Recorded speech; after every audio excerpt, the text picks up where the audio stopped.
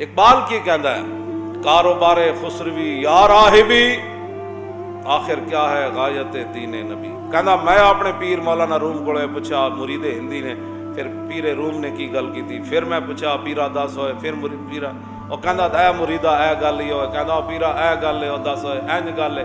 پھر کہندا میں پوچھا کاروبار خسروی یا راہبی کیا ہے آخر غایت دین نبی.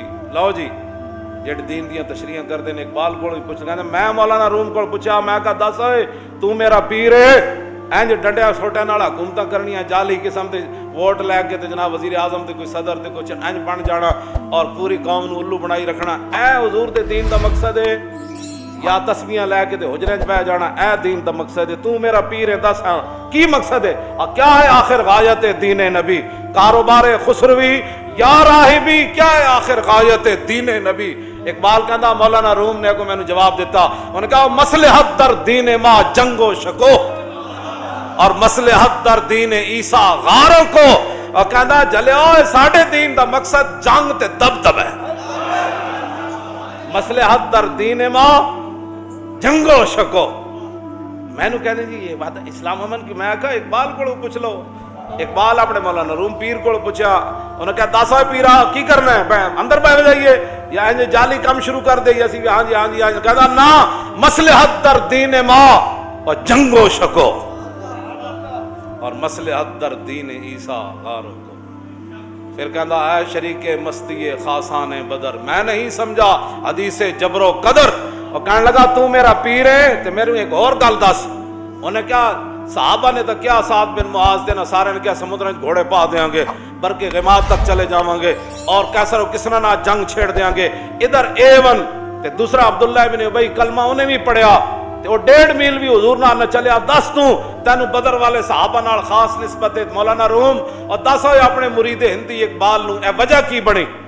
اقبال کہندا میرے پیر نے پھر کوئی جواب کی تھا بال بازاں را سوئے سلطان برد اور بال زاغاں را بگورستان برد. انہوں نے کہا میرے مریدہ ایویں جلا ہویا اور شاہین دے بھی پر ہوندن تے کوے دے بھی پر ہوندن. اے تے مزاج دی بات ہے نا, شاہین دا مزاج انہوں بادشاہاں دے ہتھاں تے لے جاندا تے کوے دا مزاج انہوں گندگی تے لے جاندا. سانو جڑے لوگ نصیحتاں کردے نہیں جی تانوں پتہ ہے ہر کوئی بس اپنا وقت گزارو تسی کیڑے پاسے ٹر پے ہو اے کم نہیں ٹھیک بڑے حالات. آخر اے سارا مکالمے دا آخری جڑی بات ہے نا اے تے میں پھر تانوں کدے پورا سنا دیاں گا نا.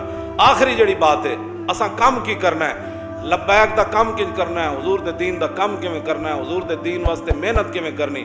کہندا میں مولانا روم نو کیا میں نے کہا اس دیس میں نور ہے باقی نہ سوز آل دل اس دیس میں ہے تیرا روز.